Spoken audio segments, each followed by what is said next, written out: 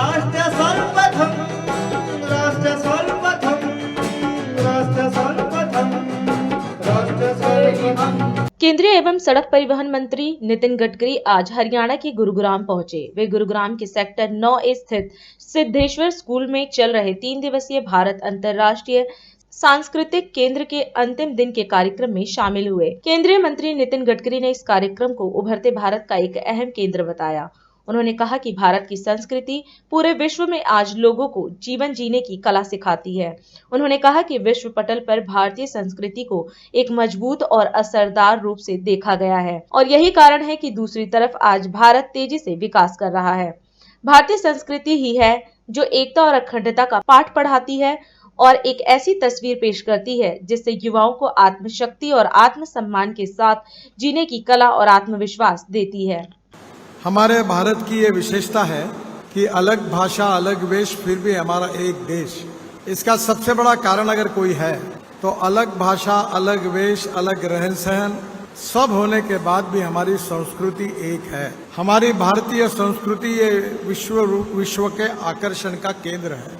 मूल्याधिष्ठित जीवन पद्धति, मूल्याधिष्ठित परिवार पद्धति, इसके तरफ पूरी विश्व में एक आकर्षण है और स्वाभाविक रूप से हमारा इतिहास, हमारी संस्कृति, हमारी विरासत, हमारा साहित्य, हमारी कलाएं, इन सब बातों का जतन करना ही हमारे समाज की सबसे बड़ी आवश्यकता है।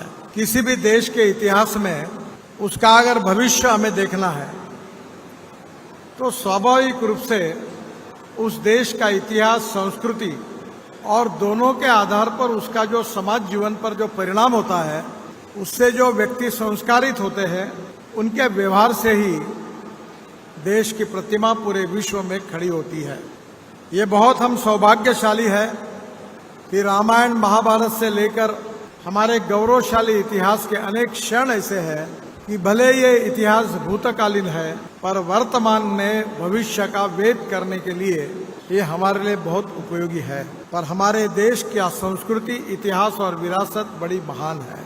हमारे शिक्षा में से, हमारे सामाजिक जीवन में से जो मूल्याधिष्ठित जीवन में संस्कार होते हैं, उस संस्कारों से भारतीय मानस का एक व्यक्तित्व बनता है। हमारा रामायण, महाभारत कालीन इतिहास हो, हमारे संतों ने किया हुआ समाज प्रबोधन का कार्य हो और आज भी सामाजिक आर्थिक परिवर्तन के साथ हमको समाज को बदलने की जो प्रक्रिया करने वाली अनेक संस्थाएं हैं जो विशेष रूप से काम कर रही है, उनका भी इसमें बहुत बड़ा योगदान है। इंटरनेशनल, विशेष रूप से अंतर्राष्ट्रीय स्तर पर हमारे संस्कृति की रक्षा करके और इस संस्कृति का महत्व पूरे विश्व के लोगों तक पहुंचाने में हमारे केंद्र की भूमिका बहुत महत्वपूर्ण है। और स्वाभाविक रूप से आप सबको पता होगा कि जब हम विदेश में जाते हैं तो हमारे देश का योग विज्ञान हो, आयुर्वेद हो, भारतीय संगीत हो, भारतीय नृत्य कला हो या भारतीय संस्कृति और इतिहास की विरासत से मिले हुए मूल्याधिष्ठित जीवन पद्धति और परिवार पद्धति हो, इसका एक बहुत बड़ा आकर्षण पूरे विश्व में है। आवश्यकता है इसको ठीक प्रकार से प्रेजेंट करने की।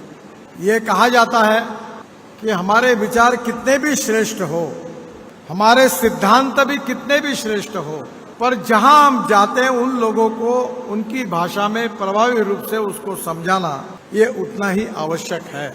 और इसलिए मुझे खुशी है कि आज पूरे विश्व में भारतीय संस्कृति से जुड़े हुए अनेक बातों का रिसर्च हो रहा है, संशोधन हो रहा है।